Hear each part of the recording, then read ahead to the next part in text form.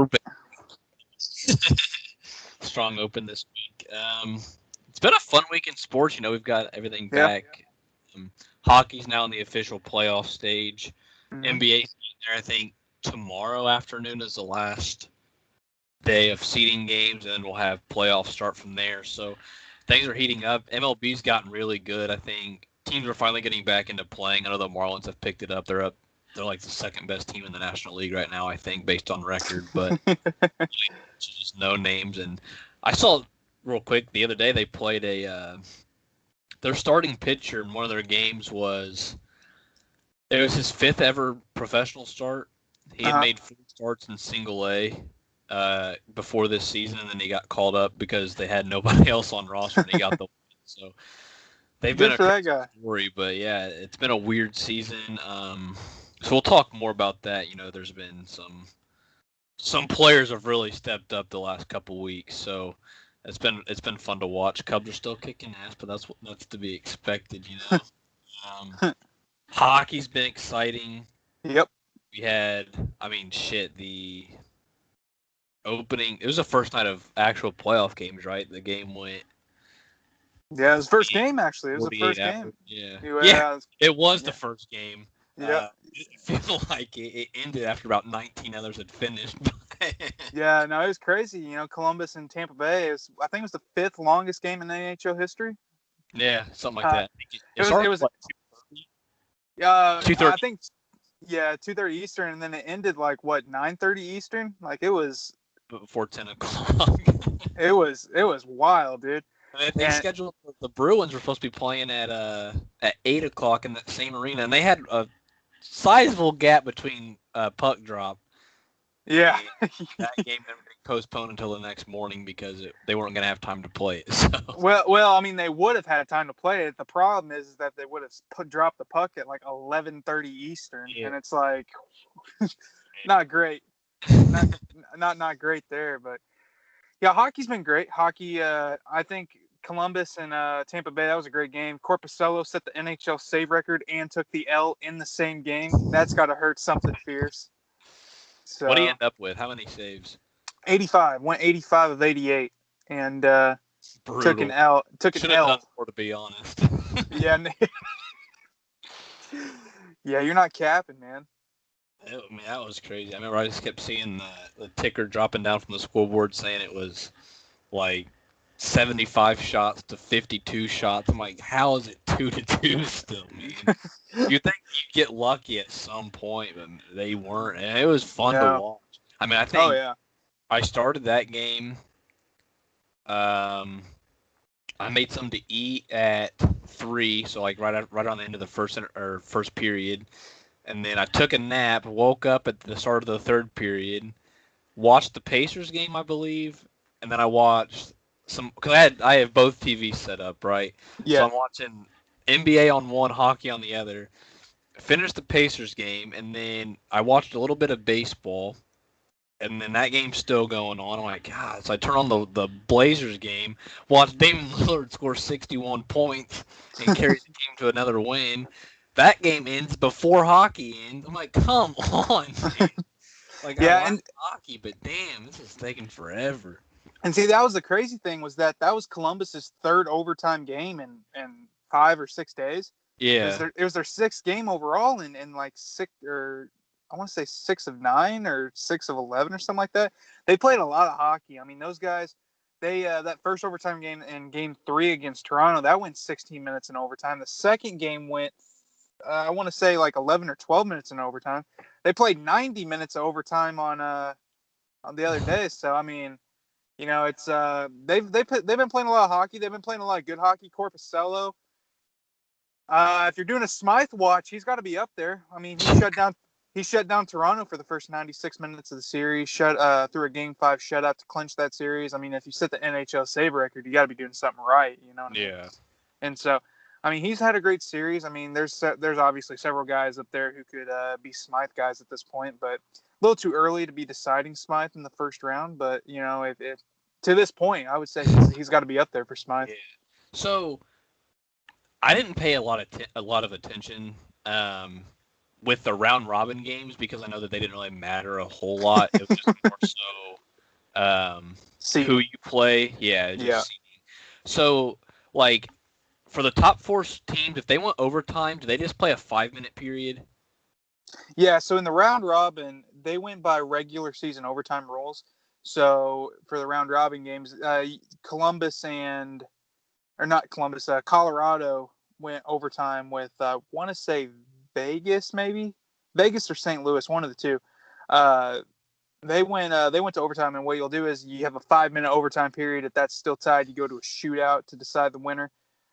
With the play-in series, it was playoff hockey overtime rules, which was you play until there's a winner. And, there's been a couple overtime games. I mean, Boston and Carolina, it's a good thing they didn't play the other night because they probably would have been playing until their start time yesterday morning because they went double overtime. Because they played yesterday at 11 a.m. and went overtime, and then they have to double overtime. Double, and they have to turn on and play again tonight. Yeah, I believe. So I don't know what time their game is tonight, but I would assume they're probably in like the 7 p.m. slot again. Check. There's a 7 Central, 8 Eastern time slot, is what I would assume. Yeah, 8 Eastern. That's a great matchup between them and Carolina. I mean, those two teams, Carolina looked great against New York in the play-in series. Boston. Hey, we'll take. It worked out for us. Yeah, you're not lying. If you guys don't know, New York won the Alexis Lafreniere sweepstakes the other night, getting the number 1 overall draft pick. So congratulations to them. That team's exciting now. New York is going to be exciting, dude. Yeah, that team. I've been saying it for years, dude. So yeah, that team's going to be fun. Carolina looked great. Boston, they were the President Cup winners. They had the best overall record in the regular season, and they didn't look great in the play-in. I mean, they went 0-3. I mean, they're the 4 seed. That's why they're playing Carolina. I don't know. I mean, Boston. I mean, granted they did win yesterday, but Carolina, if they can get hot, I think they can eliminate Boston in that first round. Yeah. So, are these games? It's all best of 7 here on, right? Yeah, best of 7. Okay. Best of 7. I gotta apologize, guys. I'm sweating like a whore in church. I'm sitting here with the sweat towel and it's getting soaked. So please bear with me. So, as long as we can't smell it, we'll be all right. Yeah, you're not capping. You're not capping, man. But yeah, I know. It was funny on. Let's see what. I guess it would have been Tuesday night. Kalen was trying to get the hookup for hockey because he didn't know how to watch it. So I finally set him up. And we're sitting there waiting. He's like, holy shit, are they going to start ever? And then, that game goes 5 overtime, and it wraps up, and we're sitting there waiting. And then he's like, well, now they don't play till 11 o'clock tomorrow. So he had to sit through work and try to watch it. It was awesome, but. Man. Yeah. And, I mean, I guess we're going to talk about it. We better get it out of the way now. Sunday night was a rough night for the boys. Obviously a Toronto fan. Luke's team, they got out early. I mean, they were done by Tuesday. I mean, I've been saying it, dude, since like 2015. I was like, here in a couple years, we're going to have this really weird season where they just get shut down early. The Rangers, who I've been a fan of since I was born, and anybody can attest to that. They went out there and they said, hey, you know what? We're going to just tank in this little restart thing that's going to happen. You guys don't know what that means yet, but here, you'll learn soon. They tanked in the restart. Got really lucky with a not very rigged lottery. I'm not going to even say that it was because James Dolan will never do such a thing. And then, hey, look at that. Now they're set up for the future. So that's hilarious. Oh, my gosh. Yeah, so Toronto, obviously, I mean, it looked good after Game 4. I mean, Game 4, 4 minutes left, not good. Not good at all with 4 minutes left. Come back down, score 3 in the final 3:30, 3:54, whatever, to tie the game, win it in overtime. Going into Sunday night, Game 5, I was stoked. I was like, oh, man, let's go. We're going to win a playoff series finally. Nope. Matter of fact, we're not even going to score a goal. It's like, oh, great. So that was a lot of fun. Yeah. But there's a lot of great matchups right now. I think Vegas and Chicago. That was a little bit lost. I think it was like 4-1 Friday night or not Friday night, Tuesday night. I think that series can go 7 games. I think Yeah, I mean that game Philadelphia was close until towards the end of that third period. I believe. I think the Knights scored twice in the last yeah. 10, 12 minutes. So Yeah, and Montreal and Philadelphia. That's also good. I mean, if you watched that game yeah, yesterday, Montreal had chances. yeah, that was a good game last night. That was really good. I mean, Carey Price versus Carter Hart. That's a great series. Did you see that save that Price made with the stick? The stick save, yeah. Dude wasn't even in the crease. Dude was entirely out of the crease. The guy basically has a wide open net. I think it was Druin that was standing in the net, and then the guy just fires a wrister, and Price with like the thin blade of the stick, not even like the longs, but like the thin blade, like tips it and it goes off the glass. Price has just had an amazing playoffs. I mean, if you're Smythe watch, he would be up there for me as well. Yeah. I mean, without Carey Price, they lose that game like 5-1 last night. I mean, that was. I mean, Philadelphia had some great chances. I mean, the 2 goals that Philly scored. One was a tip in that Price had no chance on. Another one was a shot it kind of bounced off Price, quick rebound, got scored. Price may have been able to, a little bit more on his game, may have been able to stop that. But I mean, a 2-1 ball game. I mean, that's all you want if you're Montreal. You want a chance to score. You want a chance to be in it. You want a chance to win it late. That's exactly what they had. I think in the final minute when they pulled the goalie, hell, they put a slap shot off the crossbar. Yeah. So they had some chances last night. That's gonna be a fun series as well.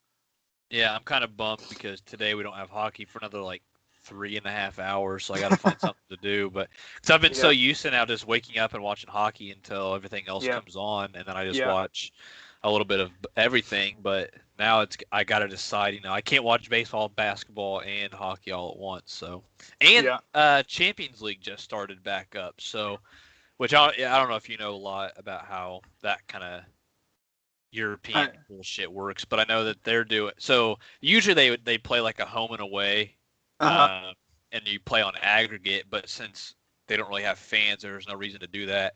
So now they're just playing. It's one game, winner takes all in each round now until the championship. So things are a little bit different with that. But it kicked off last night, and then I think tomorrow night we've got Barcelona versus Bayern Munich. So hell of a matchup for all the soccer fans out there. If you're not a soccer fan, that means absolutely nothing to you. But it'll be a fun game to watch. Those are 2 of the best clubs in the world. So finally get to see some good action out there. But yeah, I mean, hockey's been really fun. I always watch playoff hockey. I watch a little bit in the regular season when there's nothing else to watch.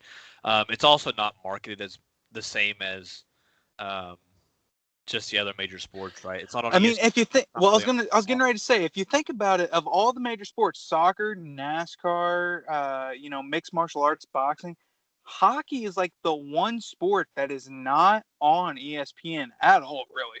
I mean, at all. It's on. It'll be on NBC some Saturdays, and that's really it. But it's usually just on NBC Sports, which not everybody's going to have. Sure. NHL Network, not everybody's going to have. Sure. So it's really tough to watch. I mean, I can watch the Blackhawks because they're considered in the local markets for some reason. Yeah. But other than that, there's not really a way to watch Premier Hockey at, in a consistent basis. I mean, hockey. I mean, the NHL's kind of shown that you can survive without ESPN. But if you look at salary caps, they've been stagnant for a while. If you look at you look at your top player contracts, the guys in the NHL are just not going to be making as much as the other 3 major sports. I mean, baseball money, your top guys are making $30 million. Football, your top guys are making $30-40 million. Your top guys in basketball, $40-50 million a year. I mean, I think your best player in hockey is making like 12. You know what I mean? Yeah. And I mean, I take that for what it's worth, but I mean, I don't know. I mean, hockey, it's a damn shame because I think their playoffs are probably the most exciting of any of the 4 major sports. I mean, there is nothing like it. It's nonstop action. Oh, exactly. So, I mean, you've got to respect it. I mean, even I say this a lot, but I don't know a lot of. I mean, I've understood the rules recently and everything like that because it's easier to pick up on for me just because I think it's something that I've always just been into sports, so it's easy to kind of grasp onto things. But hockey is it's so fast paced and it's not like the traditional American sport, so you don't really hear a lot about it or see a lot about it. So I just never was into it. But ever since, I think it was since the Blackhawks, they repeat like a decade ago. Well, they won titles in 10, 13, and 15. Okay, so I'm thinking it might have been the 2013 series is when I first started watching hockey, like like in the playoffs, like consistently. And then I just I like the Blackhawks because I like Patrick Kane, and then good player. And then that was obviously when I was still a Rangers fan. So yeah. And I would watch I became a Predators fan. I was always a big fan of PK Subban, so I just watched the Predators, and then they were good, so they were always secondary fan, of course. Secondary fan, yeah. And then yeah. Subban left, went to the Devils, so I was like, yeah, I'll kind of watch the Devils a little bit, but now my new guy's Mika Zibanejad for the Rangers. I mean, he was always on. They were always my team, but they were. Once they got a player that I could really push for, it made it a lot easier. So. Well, I tell you what, man, you'll know how it feels to be disappointed by James Dolan soon enough, man. It's a pretty rough feeling, let me tell you. And I can't wait to figure it out. Yeah, fuck, he may not even draft Lafreniere. Goodness I was gracious. thinking, like, what are the odds that he does it and he just pulls something? What if? Hear me out. What if he takes LaMelo Ball for the Rangers? That way he secures him. Oh, that would be hilarious. It's gonna happen. And it's like, granted, there's other good players in the draft, but like, really, like, Lafreniere is a generational talent. That kid is going to be a superstar, and he's not gonna. He's probably gonna win the Calder. I'll give him that, but he's not gonna be winning like the Hart this year. But like, the dude, his trajectory is just crazy good, man. The Rangers, they hit the lottery by being able to draft that guy. No pun intended. Yeah, I mean, it was all part of the plan. All part of the plan. I get it. So, but yeah, playoff hockey's back. Playoff hockey is in full swing. All the game ones have been played. Game twos start today. A lot of fun series out there. I think the higher seeds, the teams that are playing in the round robin, I forget what their record is, but I know St. Louis lost last night to Vancouver. I believe, I can't confirm this, I believe Dallas lost to Calgary. Yeah, they did. Yeah, so I mean there's two down. Let's see here in the East. The Bruins won. Yeah, I'm trying to think. What did Washington lost to New York yesterday, I believe. I don't remember. I was watching part of that game, but I didn't see it. I'm pretty sure Washington lost to New York, and then out in the West, Vegas won. St. Louis lost. Colorado won, I believe, and then Dallas lost. So I mean, I think the round robin teams are what 3 and 5 and 3. So I mean, that's I don't know. I mean, there's a lot of upset potential. I mean, like I said earlier, Montreal and Philly, that could get really interesting. Vegas and Chicago could get really interesting. Carolina and Boston. I mean, really, I think it's way too early to predict any of the series, to be honest with you. I mean, there's just a lot of great matchups out there. And so it'll be fun watching over the next week and a half.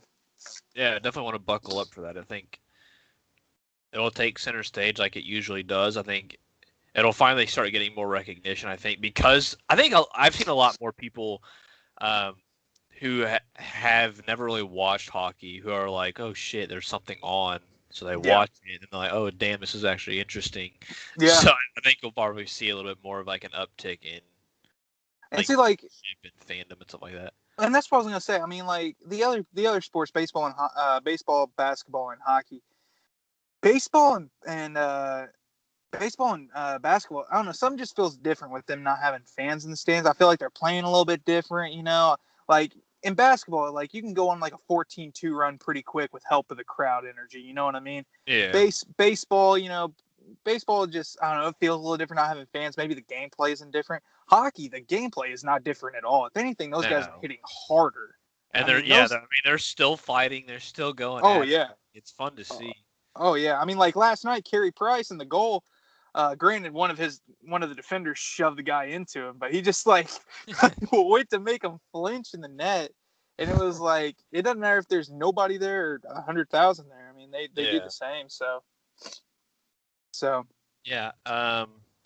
But I guess speaking of basketball and baseball, we'll get to both. Don't worry, guys, we got time.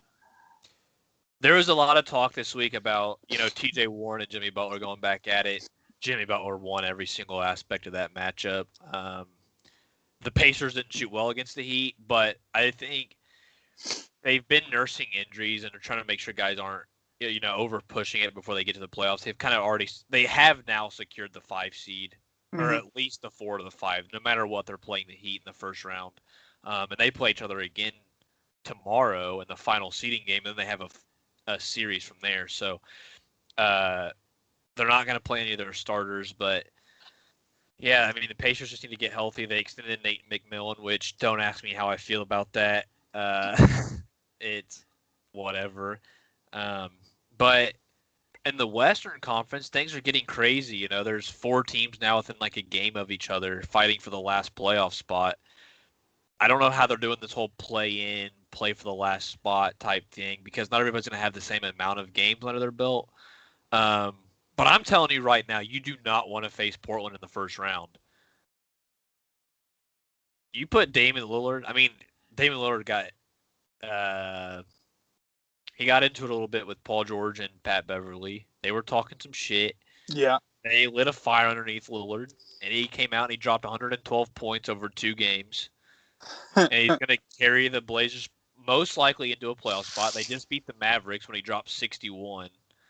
And I mean, if you put him in if you match him up with LA, I don't know how it's going to work, because I just watched Porzingis drop like 36 points on Portland. So I think Anthony Davis is going to have similar success, but Portland has the depth up top. They've got Whiteside and Nurkic and Zach Collins. Mm-hmm. They can contend. They can keep rotating guys in, keep them fresh. I don't know who on the Lakers can stop Lillard and McCollum as long as they're playing well. McCollum did come out and say he has a back injury. I think they said he had a fractured bone in his back. But he played through it. He didn't shoot well the other night. But if those two are on fire, do you trust Alex Caruso and J.R. Smith to shut them down? There's no way. Damian Lillard's going to drop 60 a night in the playoffs and give them a chance to pull the upset over the 1 seed. So, that'd be crazy. I mean, when was the last 8-1 upset? I mean, was the last 8-1 like Dallas over Golden State? I believe it was, yeah. Yeah. Or, I mean, I guess it was probably, Golden State over Dallas at that time. But yeah, that's right. Yeah. I think that was the last one. And hell, I mean, I was the Baron Davis Warriors. Yeah, I mean, I was real young whenever that one happened. Yeah, and that was back when they had those ugly like orange. Yeah. Yeah. I mean, hell, now that I think about it, I really can't even tell you the last time a 2 seed lost in the first round. I wouldn't be able to tell you. Yeah, I mean, I think it's been a while on that too. I mean, usually that first round is pretty chalk. Yeah, I mean, sometimes you have the 5 over the 4, but that's about it. Yeah, I mean, the parity at the top of the NBA is very minimalistic at best. So. I was getting ready to say it's definitely not hockey. It is kind of the exact opposite, actually. But no, with basketball, I think I've watched a little bit more of it. Still not as much of it as I've watched of hockey, just because I don't know, watching a bunch of teams that have already made the playoffs and who are resting guys, and it just is what it is. You know what I mean?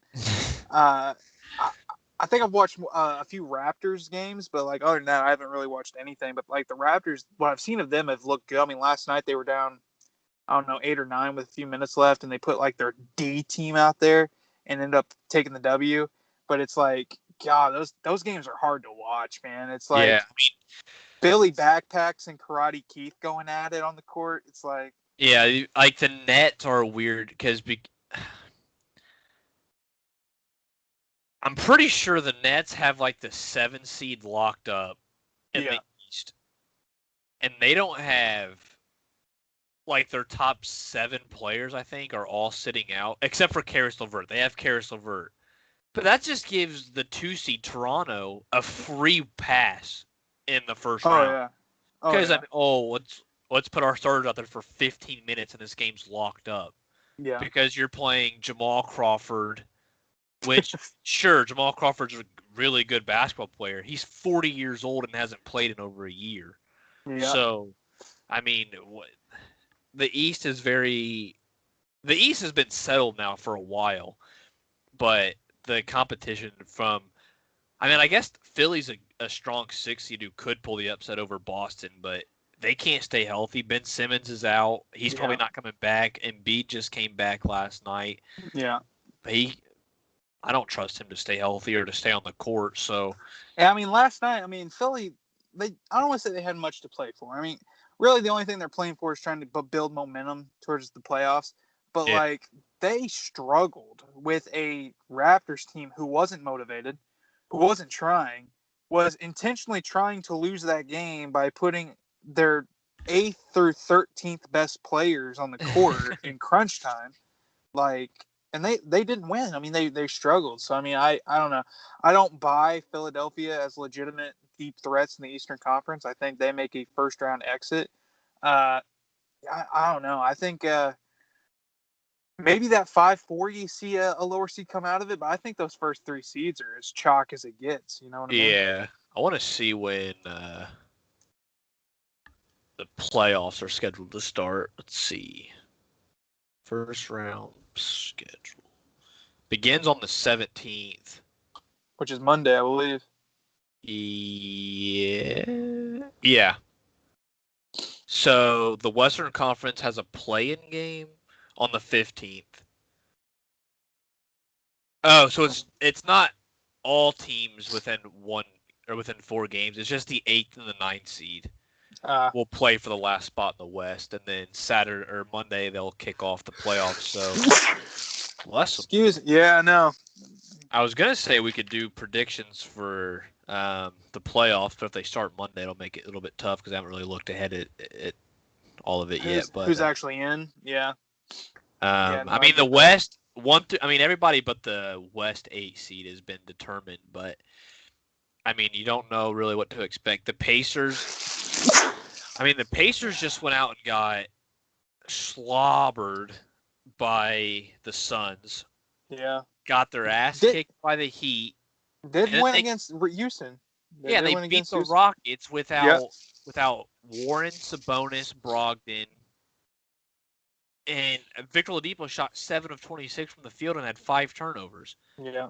And Harden had a hell of a game. Harden had 45 points. Yeah, he came through. Yeah. Wink, wink, nudge, nudge. Pacers' best players in that game were Edmund Sumner, who doesn't get minutes in the season, really. He gets spare time whenever, if Vic's out or whatever. Yeah. Alize Johnson, who's a G League guy. But he's the best rebounder on the team, and Nate refuses to play him. I don't want to sit here and harp on the fact that Miles Turner cannot get a goddamn rebound over the Houston Rockets, who play 5 guards, okay? And he had, I think, 3 rebounds in the first half and finished with 12, so he picked it up late. He had a big rebound to seal the game.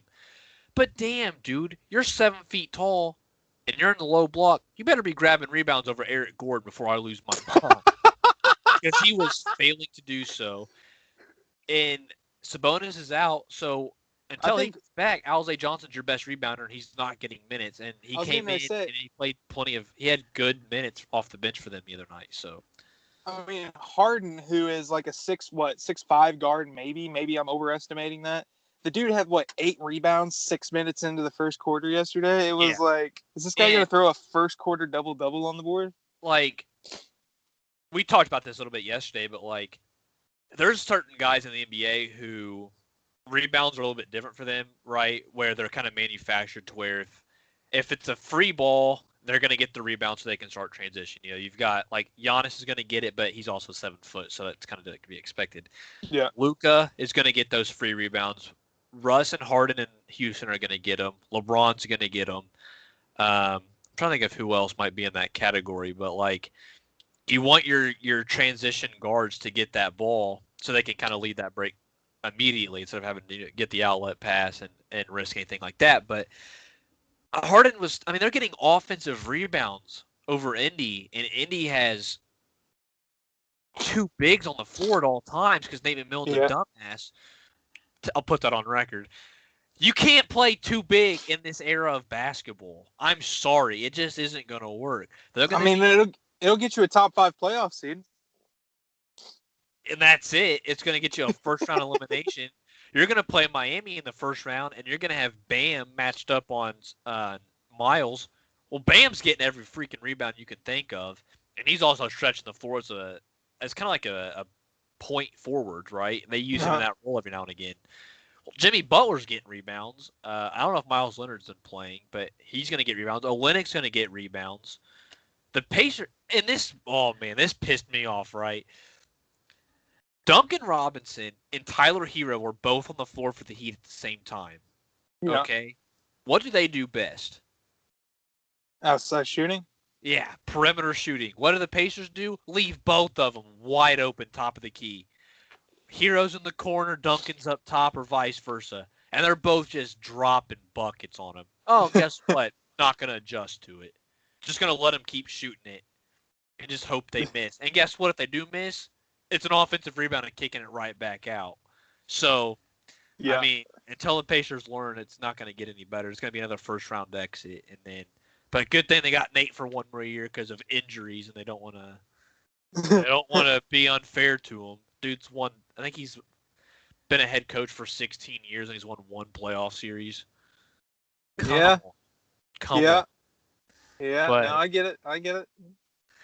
But yeah, so that's me bitching about the Pacers, man. I like the Pacers, but I just don't see it happening with them anytime soon. Yeah, imagine being a Knicks fan. At least you know that they're not going to be good. The Pacers give you false hope every year. Oh, we're going to be a top 5 team in the East and then get shit on in the playoffs. If they win 2 games against the Heat, I'll be impressed. I saw something on I think it was Instagram that showed like LaMelo Ball pulling up from 47 feet like at half court and just draining a bucket. And then one of the comments was like, wait until Thibodeau sees LaMelo pull up from 47 feet. And it's like, God, that's going to be a reality. Oh, no. Thibodeau, I have not heard good things about him lately. But well, he's the new coach of the New York basketball Knicks. So let's go. Yeah. He came out with that typical press release saying, oh, I've always been a fan of the New York Knicks growing up. It's like, dude, just give it 6 months. Give it 6 months when you can't do anything creatively. And then, God. It's going to be a wild ride, but. It's going to be crazy, but. The NBA draft lottery is a week from today. Oh, is it really? Today's the 13th. Yeah. Sick. Yeah. August 20th they're doing it. Oh, hell yeah. Maybe the Knicks will luck out. Maybe they'll take a center to back up Mitchell Robinson. Maybe another power forward. I mean, you can never have enough, right?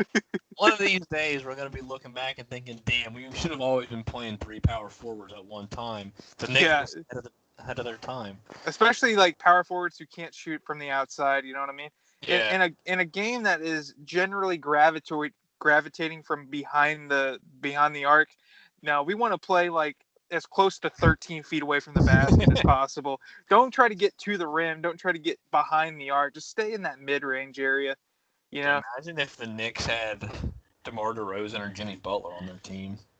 I mean, that's pull-up city right there. Free throw jumpers all the day. Man, I'd be whipping, man. But, yeah. Basketball. Yeah. And to think at one time, I really did think they were going to land KD, Kyrie, and Zion. Well, they were close. Yeah, I mean... Technically, KD and Kyrie went to New York. Technically, the Knicks were only 3 pieces away from being world champions this year, you know? So... That's a lot of faith in their coaching staff. Yeah, no kidding. No kidding there. Gosh. But, all right, I'm depressed talking about the Knicks. Let's switch subjects. On to baseball. Okay, yeah. So... I talked about it last week a little bit. I said if Fernando Tatis could keep up the good play or whatever, that he'd be a front runner for MVP. Yeah. Holy shit, did he do that? This dude hit about 15 home runs last week. He's batting up to like 313, I believe. Yeah. He's leading the Padres to what looks to be a playoff spot at this point. Mm-hmm. He's on fire, best leadoff hitter in baseball. And dude really just can't make a mistake. I saw a report from his dad, which I believe his dad was the first player to ever hit 2 grand slams in one inning. I think he's the only one. Yeah. Well, he's first and only. But I'm pretty sure he had said that they're already talking about a long-term contract extension with San Diego. Really? And he's only 21, which is interesting because San Diego, that shows they want to get the job done, and they know what he's worth because they don't have to do this. The way baseball is set up, you can kind of manipulate his contract for a few more years before you do anything, but they want to get him locked up for the future and probably give him a 10, 12-year deal. I was getting ready to say, I mean, the way that service time works in the MLB, it's like if you get drafted at 18, you can't go anywhere till you're 25. You know what I mean? Yeah. And so, I mean, this says a lot to his talent and what the Padres think of him for sure. Yeah. And speaking of service time, I want to say my Cy Young pick for the National League this year ended his season with a 0.0 ERA. Marcus Stroman opted out of the season. MVP, baby. But he was on the IL with a calf injury.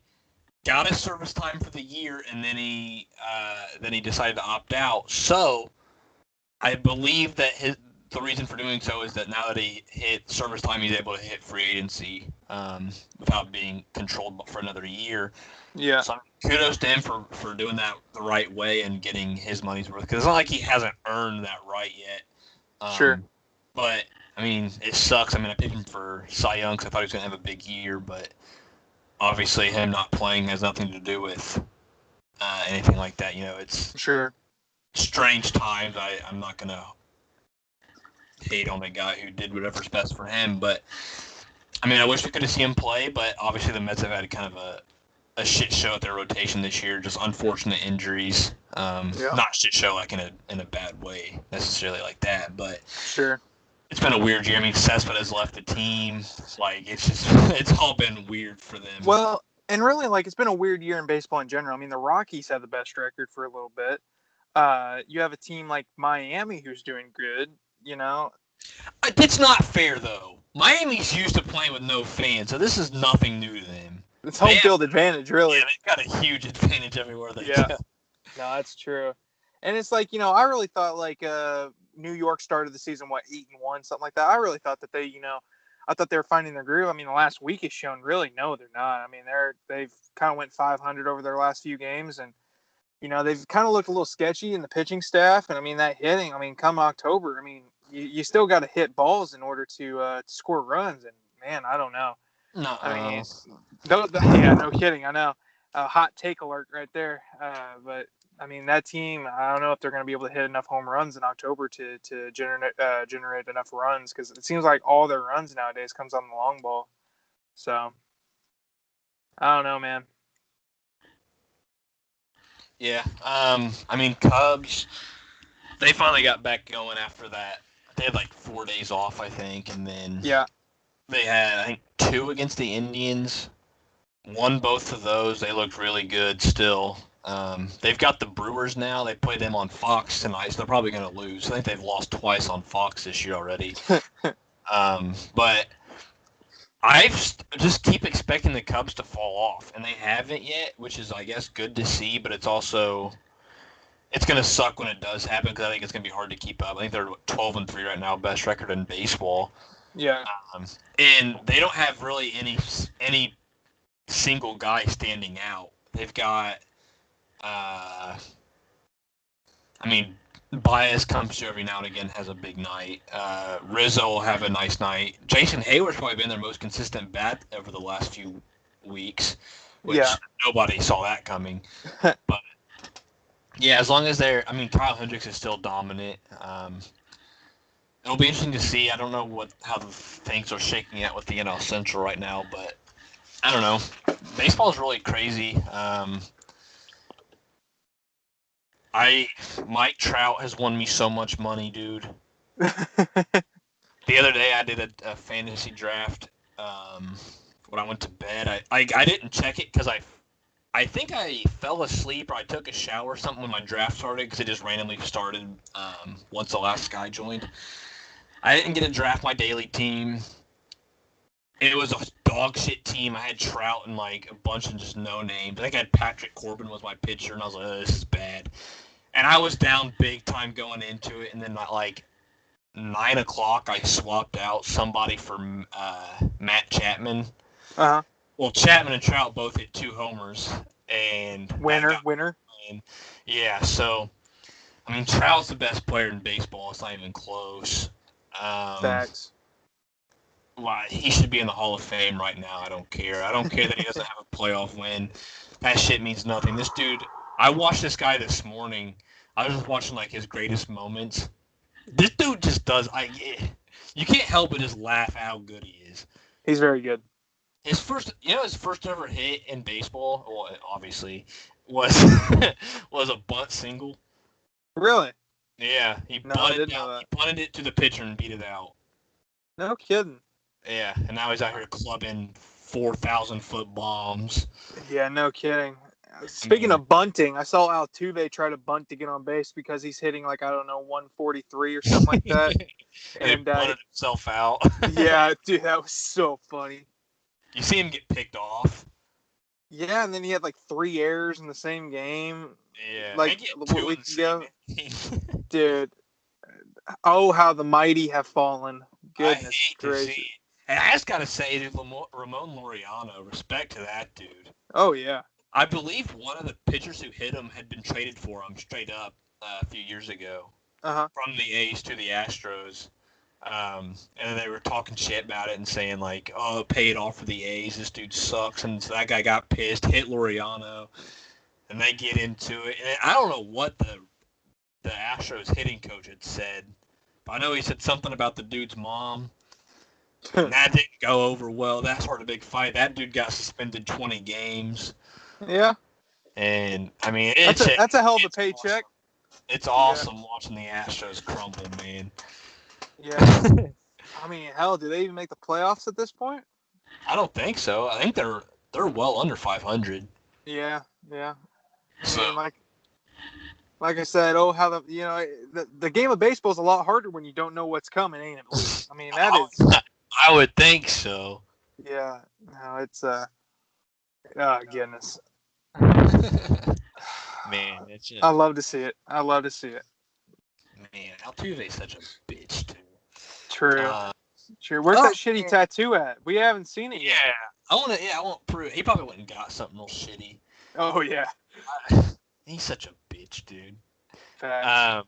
But since we're talking cheating and we're talking baseball, okay, I gotta bring up Garrett Cole, man.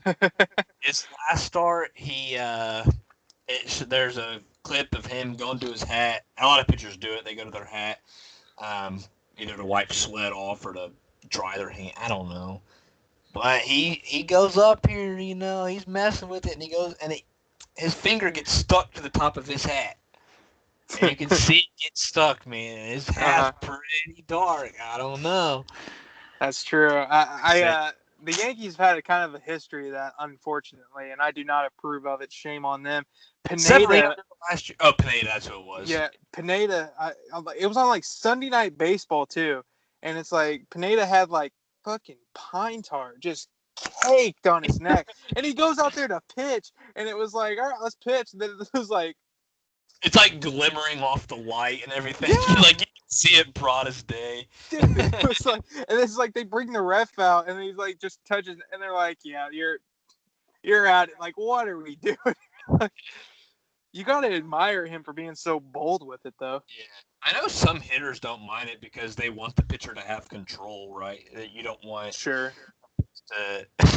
fall off the fingers and come 95 at your rib cage, but sure, yeah, things where. But I mean, it's the same principle as a spitball, right? I mean, a spitball, you lick your fingers, got a little spit on it, adds a little bit of weight to one side. I mean, whatever minuscule amount that might be, but it also affects aerodynamics, adds a little extra spin, something different to it. Makes it really difficult to hit. So I mean, that's obviously if you're adding anything to manipulate or fix that ball, that's a shame. Right. I mean, it's weird. I think baseball's always been in that weird spot of just how far can you bend the rules. Sure. And as long as you're not getting busted for it, I guess I can't say there's no problem because the Astros never got busted and they're big scumbags, but True. Garrett Cole came from that Astros team, so he did. You gotta think about it, man. It's a temple tap for sure, man. It is a temple tap. Yeah, I don't really have much else for baseball. I think I don't really either. I mean, it's just you're playing games at this point, and yeah, I mean the Cardinals. They've kind of. I don't know how they're going to finish their season, to be honest with you. No, I mean they've had like 2 straight weeks canceled now. Exactly, and it's like that means 2 straight weeks of doubleheaders. Yeah. Good luck. Yeah, no kidding. I say just shut them down. I mean, it's their fault. Sure. And the Indians got busted for that too because 2 of their top pitchers, Clevenger and Plesac, they both got caught trying to sneak back into the. Well, no, Plesac tried sneaking back into the team hotel at 3 a.m. So then he had to get quarantined, and Clevenger was giving him shit for it. Well, Clevenger was out with him. He even tried to get back into the hotel. He just stayed out all night, apparently. So they didn't have to pitch against the Cubs, so I'll take it. But true. I know some of their players were really upset because you have a guy like Carlos Carrasco in their clubhouse who, 2 years ago came back from cancer. Sure. And, I mean, he's obviously at risk, and you're going to do something stupid like that. Sure. And put not only your team's season in jeopardy, but the dude's life. And yeah. So I know, like, Francisco Lindor had spoken out about it and a few others. So we'll see how that kind of gets handled by the team and by the league.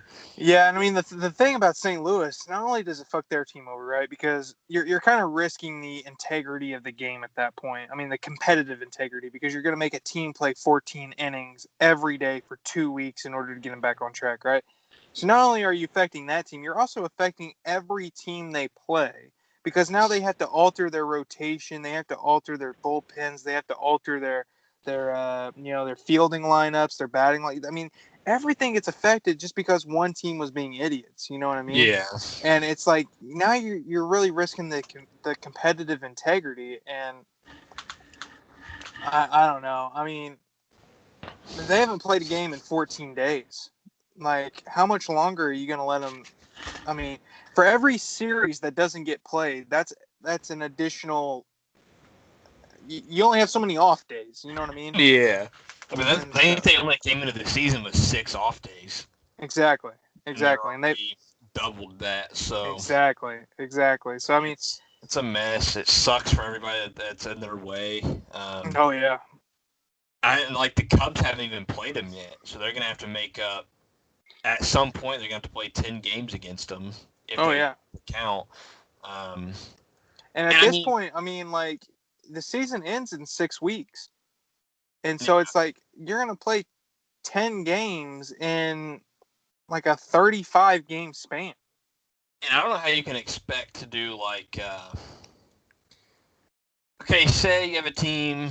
We'll say just go the Cubs for example because they look like they're on track for the playoffs, right? Say you make up 10 games in the last 7 days of the season. Okay. And you haven't secured anything, right? You might be in the playoffs, but you haven't secured like the number 1 spot or anything. Sure. Well, what if you have to throw out? You're wasting all of your arms over those 10 games in 7 days. Your bullpen's exhausted, and you got to go right into the playoffs. Sure. Like that. I mean, that's going to throw off. That's going to make the first round of the playoffs unfair because if the other team is rested, they're not going to have to worry about that.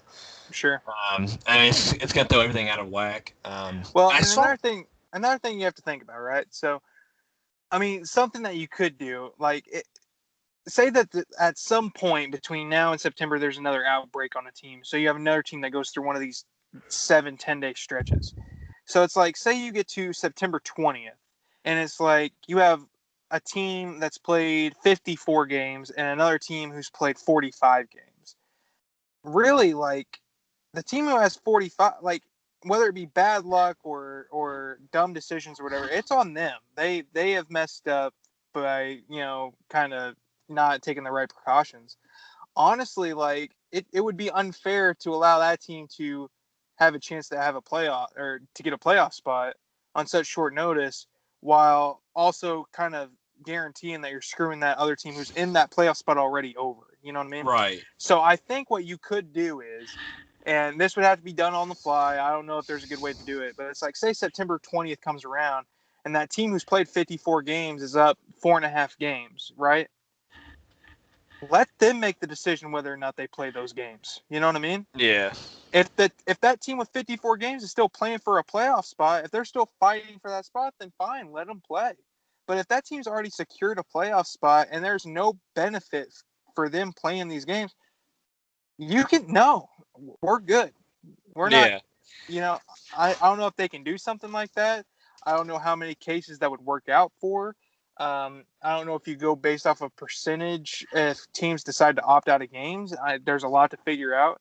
But I think it's unfair to try to put all these teams in a position to do double headers for, multiple days straight whenever another team just couldn't figure out how to not, you know what I mean? Yeah. I know they've thrown out the idea of doing bubbles for the playoffs. So doing like an AL and an NL bubble. And they said that they would consider doing them in, I think they said the 3 cities were. There's multiple stadiums. Yeah, it was 3 states. There was Southern California. They're going to do San Diego and LA because it wouldn't be rain. They threw out Texas to have the Rangers and Astros ballparks because they're indoors. And I can't remember, the other one was, it might have been Toronto and Chicago, or Chicago and Milwaukee, because Milwaukee's inside, and so then Chicago would be the only place where rain would be a risk in October. Sure. So I don't know if it would be like the AL plays in Chicago, NL in Milwaukee, or if it's NL is in those 2 spots, AL is in Texas, and then just play from there or what, but that's something that they're going to have to figure out here soon. Because obviously home field's not going to make a difference really, unless you want to say that, we know the dimensions of our ballpark, but that's not going to be enough. No, I agree with you. I mean, really the only sport where home field advantage matters without fans is hockey, right? Because you have the last line change rule, which is a big rule. But like for basketball and baseball, it's like, okay, so you're switching jerseys. You know what I mean? Like, yeah, that's all you're doing. You know what I mean? So especially like in the NBA, it's like doesn't really matter because you're all in one location anyway. Exactly. So I don't know. But we covered those. We covered every sport that is playing. So I want to talk about football real quick. Okay. NFL training camp's kicked off. That's kind of been, I think it's been like 2-3 weeks now since they've kind of gotten everything back. Hopefully they have a season. But college football is very up in the air right now. I know the SEC still plans to play. The ACC wants to play. Big Ten and Pac-12 have canceled their seasons. But not like, it's not official, but it's like we're not going to play. So then I floated the idea of maybe Ohio State playing in the SEC, Nebraska moving to the Big 12 because they have history there. We'll see what happens. I don't think Ohio State's going to do it just because it's a lot of travel if you're going to be, every single week you got to go to the South. Sure. And the SEC's new schedule, right, because they have the East and the West divisions. I got to say sorry to Missouri because they got – so I think they drew 2 teams from the other division to play as part of their 10-game season. They got the lucky draw of getting LSU and Alabama. It's not going to get any easier than that. I think Arkansas and Tennessee both play Florida and Georgia, ain't it? They play and that's along with playing Alabama, LSU, Texas A&M. I think it's like they play 8 teams in the top 13 in college football or something like that. That's a brutal stretch. If they win all those games, though. Maybe. You're you're looking at hopefully 2 wins. Yeah, but if they win all of them, though, I'm just saying. I mean, it's got to be tough. But they've also considered throwing college football into the spring. Yeah. Well, then you're going to have issues of guys who graduate early from high school and they're early enrollees. Are they eligible for this season? Especially if they've already played a high school season. How is it going to impact the draft? Because the draft is the rule says that you can't have the draft after June 2nd unless it's voted by the NFLPA.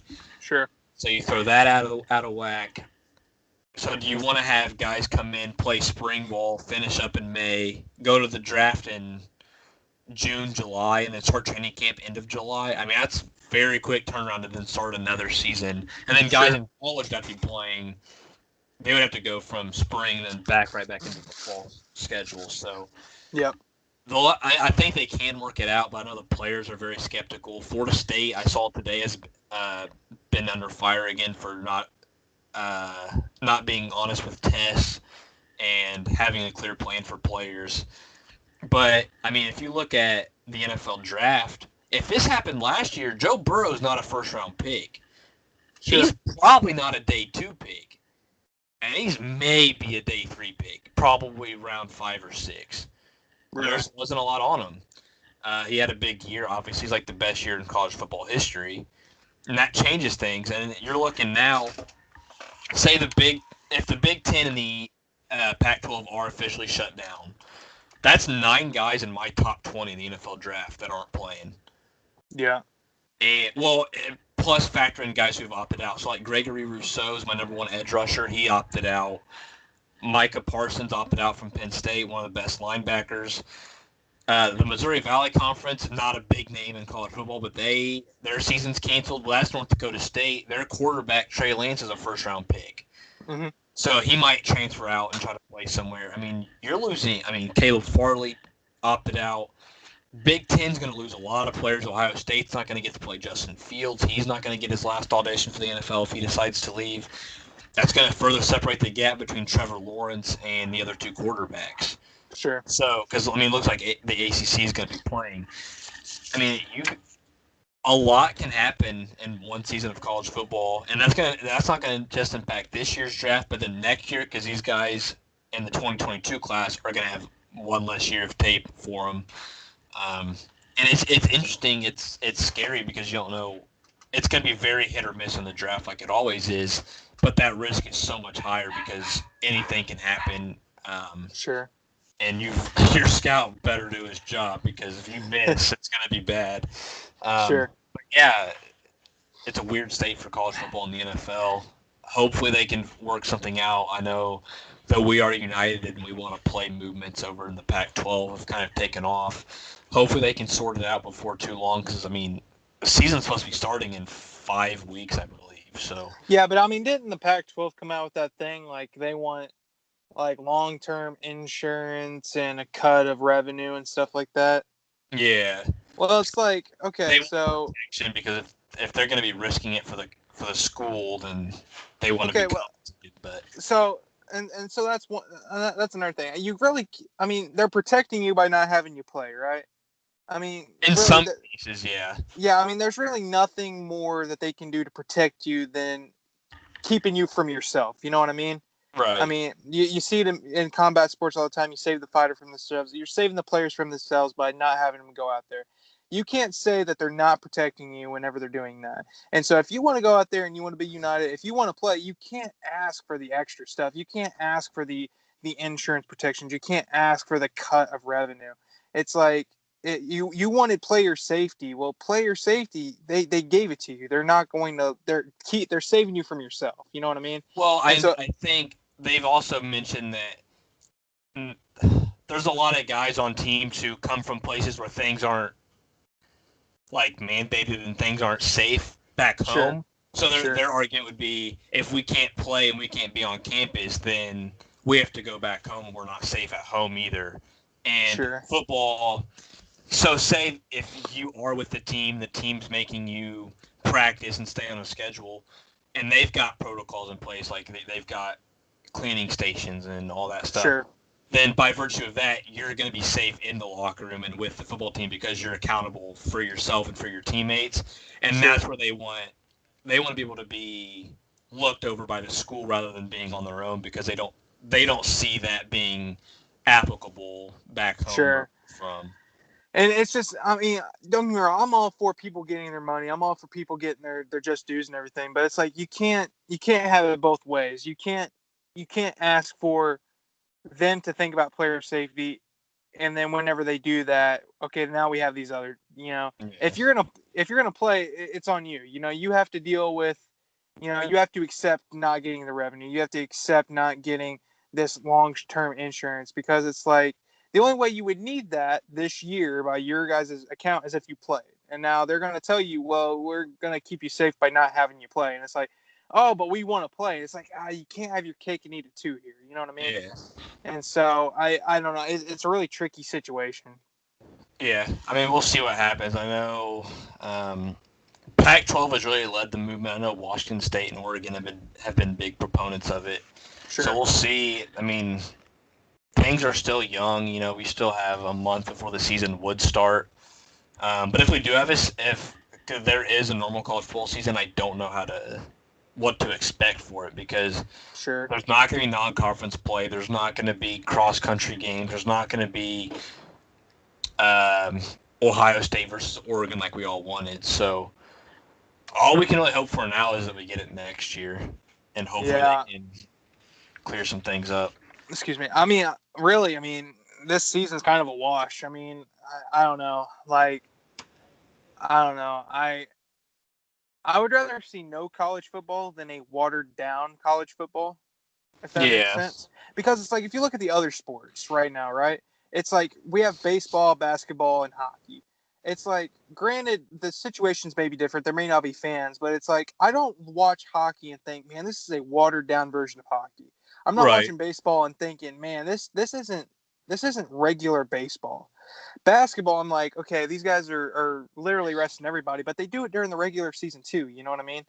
But it's like college football. I don't want to see half the teams playing and half the teams not, and I don't want to see that. So I would rather see no college football than a watered down college football. Yeah, and it'll be weird for like eligibility too. Like, if one team plays half of a season and then they get shut down, well, do those players all lose the eligibility that they were hoping to have? I don't know what to expect. I think college football's in a weird spot. I don't know. I mean, Wabash shut down. Oh no. That new stadium's going to look really nice when nobody's playing in it. Yeah, true. Up. So true. But yeah, that's about all I got. Hopefully, next week will be a good episode. I do have one more thing. I do have one more thing. This Saturday night, the World Heavyweight Championship is on the line. The trilogy fight, DC, Daniel Cormier, Stipe Miocic. They will. It's supposed to be DC's retirement fight. That's a good fight. That is a big money fight. There's a lot of implications for that fight too. I don't know if you're going to be watching it. It is live on ESPN Plus on pay-per-view. You know where to get it. I know you. I know you know how to do it. Oh yeah. DC won the first fight via knockout first round. Stipe, he looked really good in that first round until he got knocked out. Second fight, DC, I thought he won the first 3 rounds, gets knocked out in the fourth. They're 1-1. Stipe is your world champion. DC has said this is his last fight. Win, lose, or draw. He is going out. I think DC wins on Saturday night. I think DC, I think they're using the smaller cage, which is a big deal. It's only 625 square feet as opposed to 900 square feet. So there's going to be less room to run away. Going to be more room to work. DC, I think, he's prepared. He looks good. He's 240 pounds of championship winning material. I think he becomes a 3-time champ. I think he becomes a heavyweight champ. I think he goes out on top. It leaves the heavyweight division up for grabs. It makes it really interesting. You already know one piece of the puzzle in the next title fight, Francis Ngannou. The human wrecking ball himself, that left hook putting everybody to sleep nowadays. That other half of the equation, if Stipe wins, he falls right back into that spot. It'll be Stipe Miocic versus Francis Ngannou 2 for the world title. If Stipe loses, DC retires. Who do you put in that spot? Do you put Stipe back in that spot? Do you put John Jones up against Francis Ngannou? There was a lot of hype for that fight earlier this year. Do you put someone like Overeem? Do you put a Derek Lewis in there? A lot of fun stuff you can do. Sugar Sean O'Malley, he's coming back this weekend. He fights. Got a lot of interesting fights on this UFC 252 card. If you're not watching, buy it on pay-per-view or wherever you may watch it. I'm not saying. Make sure you watch it. It's going to be a lot of fun on Saturday night. So yeah, I'll tune into some of it. Yeah, I will take DC over Miocic. Unanimous decision. I'll give him a 49-46. Yeah, that's what I was thinking too. I know you were. But yeah, so that means next week we can recap that fight. Yeah. We can talk NBA playoffs. Maybe give some predictions for things that aren't settled yet. I think there'll be 1 or 2 games in. Holy shit, they could be making more noise. Let's see, we've got the NHL playoffs to be. Yep. They'll be close to the end of the first round. Might have some series already settled. So, hey, next week might be the most action-packed episode we've had in a while. So that's true. Get ready. No more expectations and actually talking real shit. So it'll be fun, guys. Yeah, we'll get back to you. Hopefully, things keep going as planned, and we get to watch some good stuff. So I like that. We'll catch you guys later. Thanks for tuning in. Take it easy, guys. Yes, sir. We will be back next week, sometime in the week. Take it easy, guys. Peace out, fellas.